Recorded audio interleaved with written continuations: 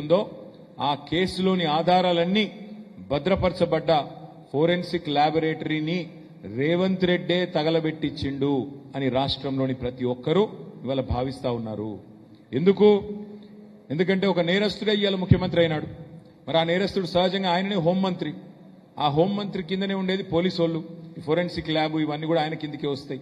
అందుకే ఏం చేసిండు, మరి తానే స్వయంగా కుట్రబన్ని మనందరం మున్సిపల్ ఎన్నికల్లో బిజీగా ఉన్నప్పుడు మరి అక్కడ ఇవాళ ఈ కుట్రకు పాల్పడి మొత్తానికి ఆధారాలన్నీ లేకుండా శాశ్వతంగా ఈ కేసులోంచి బయటపడేందుకు ఒక పన్నాగం బనినట్టుగా మేమందరం కూడా అనుమానిస్తా ఉన్నాం.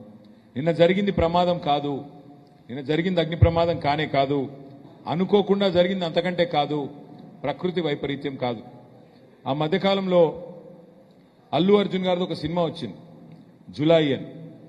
ఆ సినిమాలో బ్రహ్మానందం గారు ఉంటారు, ఆయన దొంగ పాత్ర. అందులో ఆయనకు ఒక డైలాగ్ ఉంటుంది, ఏమంటే బ్రహ్మానందం గారు అలా దొంగతనం చేస్తాడు కానీ 10 నిమిషాలనే దొరికిపోతాడు. రేవంత్ రెడ్డి కూడా అంతే, ఈయన కూడా దొంగనే కానీ 10 నిమిషాల్లో దొరికిపోతాడు. ఎట్లా అంటే నేను అడుగుతా ఉన్నా, ఏమైనా ఇట్లాంటి పని చేస్తే కూడా ఆలోచించి చేయాలి కదా.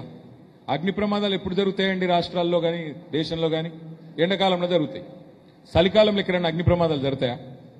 ఎవడన్నా మెడకాయ మీద తలకాయ ఉన్నోడు నమ్ముతాడా చలికాలంలో అగ్ని ప్రమాదం అయిందంటే? శివరాత్రి దాకా చలి ఉంటుంది రాష్ట్రంలో. మీ వరంగల్లో కూడా ఉన్నది కదా, తెల్లారి మంచు పోతలేదు 10 దాకా. మరి అది కూడా చలికాలంలో పొద్దున 10కి ఏది చలి ఉండంగా మొత్తం అగ్ని ప్రమాదం జరిగిందంటే ఇది మనం నమ్మాలన్నట్టు. అందుకే అంటున్నాను నేను,